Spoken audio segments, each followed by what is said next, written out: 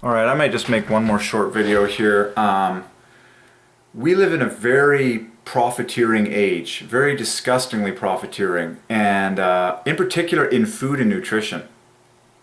And I am hoping and praying that at some point in the future, in my country at least, God willing, as much as the world is possible, there is a food revolution.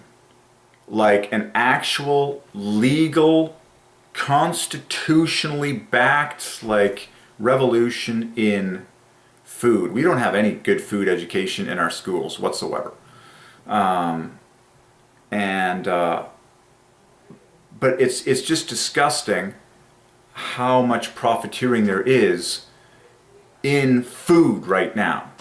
And it's not giving people what satisfies them. Like if I was the government of a country, I mean, the first thing I'm looking at in Canada is how much just fake, retarded, disgusting junk food we allow everywhere in this country.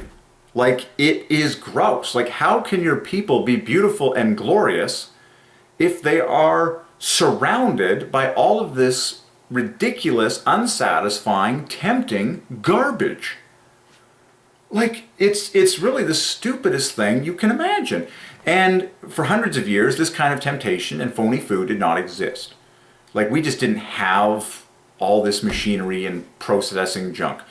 And so, but it's probably one of the biggest, most hideous battles that exists that doesn't need to exist.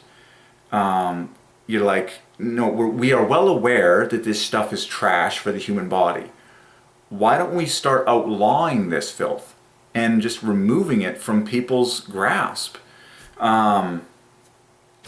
Anyways, I'm disgusted by food right now. Like, it's all profiteering. There is no discretion in any of these companies. And I'm just here to obviously tell it like it is, so that 50 years from now, people look back on the way I saw the world 50 years, from now, and they're like, yeah, no, he was completely telling the truth. Like, our food situation is gross. What exists in our supermarkets is gross. And it's not taking care of people. And it's not respecting the body, which is God's house. So, I mean, God leads you personally through this mess while it exists. And you only choose those things that are excellent and that are worthy of the body. But I do pray that at some point it gets better for the masses. And we just don't make this stuff available anymore in the kind of way that it's available today. To me, it's not very complicated. It's like, just like cigarettes and various drugs have been outlawed and made illegal in countries.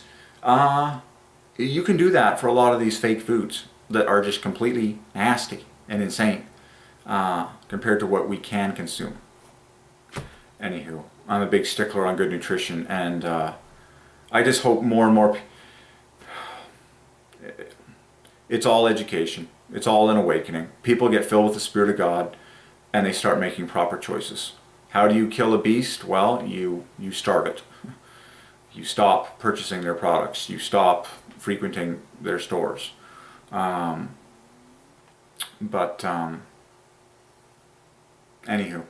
it's pretty gross. Ask God for the power to choose natural, to choose what is the true best for His house, the body, and then obviously the more people that do that, the less filth we have to walk through whenever we go to our stores and all that. Alrighty. Yeah, no, the food war.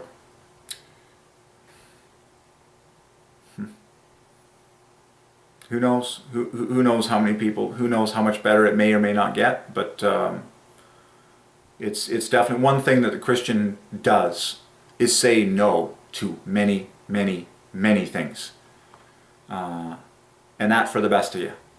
And I'm proud to be on that journey and doing it with all my heart. because things are really nasty. But, you know, repentance, folks, like that's how healing happens, and that's how people get turned around. Anywho, that's it for me.